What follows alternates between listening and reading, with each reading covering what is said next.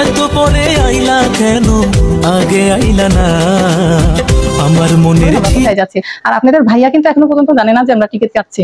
তো যাই হোক আমরা ঘুরতে যাচ্ছি, এটাই হলো ফাইনাল। আসসালামু আলাইকুম, সবাই কেমন আছেন? আশা করি সবাই অনেক অনেক বেশি ভালো আছেন। চলে এসেছি দিনাজপুর রেলওয়ে স্টেশনে। দেখুন আমি দাঁড়িয়ে আছি আর এখানে কিন্তু টিকিট কাটবো, তার জন্য সিরিয়ালে দাঁড়িয়ে আছি। টিকিট কাটবো, কোথায় যাবো ভিউয়ার্স বন্ধুরা বলেন তো? আপনারা কি বুঝতে পারছেন?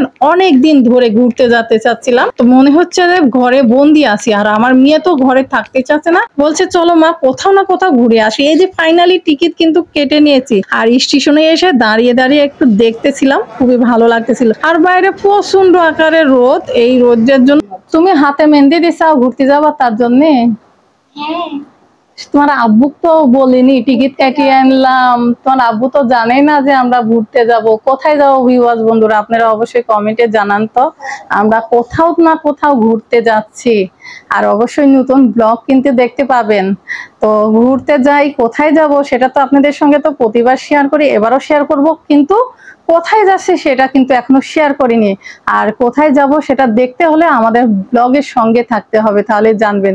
তুমি কি আরো মেহেন্দি দিবা? আমার হাতেও দিয়ে দাও, আমি একটু মেহেন্দি দিছি, দেখেন এই যে আমি নিজে নিজে দিছি। আমি কিন্তু মেহেন্দি দিতে পারি না বুঝছেন, আমি যতটুকু পাই ততটুকুই দিয়েছি। তো যাই হোক, এই তো মেহেন্দি দিছি। আর টিকিট যে কেটে এনেছি আপনাদের ভাইয়া কিন্তু জানে না, আপনাদের ভাইয়া না বলেই টিকিট কাটছি। এখন কি বলে বলুক, আমাদের ঘুরতে যেতে মন চাইছে, বাবা ঘুরতে যাব।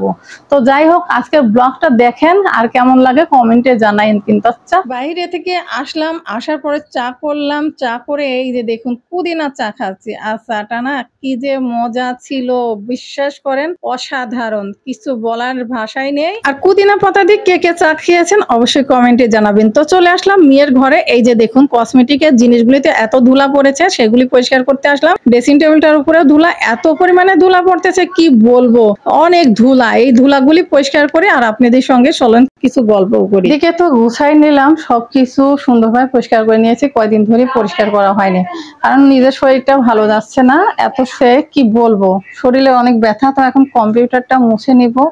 আর এই যে ধুলা, অতিরিক্ত ধুলা পড়েছে জানেন, খুবই ধুলা। এত ধুলা হলে কি হয় বলেন? এই যে অনেক ধুলা, এইটা কিন্তু আমার হাতের তৈরি। কেমন লাগছে অবশ্যই কমেন্টে জানাবেন। আর এগুলি ধুলা মুলা আমি সব পরিষ্কার করে ফেলেছি। আর এগুলি সবকিছু ধুলা পরিষ্কার করা তো আপনাদের সাথে দেখানো সম্ভব না, তারপরে একটু একটু করে দেখালাম। আর এই তো এখন এই যে শোকেসের উপর অনেক ধুলা পড়েছে, সেগুলি পরিষ্কার করে নিব। আর আজকে সারাদিনের ব্লগটি আপনাদের কেমন লেগেছে অবশ্যই কমেন্টে জানাবেন। আর আমরা কোথায় যাচ্ছি, কোথায় যাচ্ছি না যাচ্ছি সেটা তো আপনাদের সঙ্গে শেয়ার করব। অবশ্যই আমাদের ব্লগের সঙ্গে থাকুন, আর ব্লগটি কেমন লাগছে অবশ্যই কমেন্টে জানাবেন কিন্তু।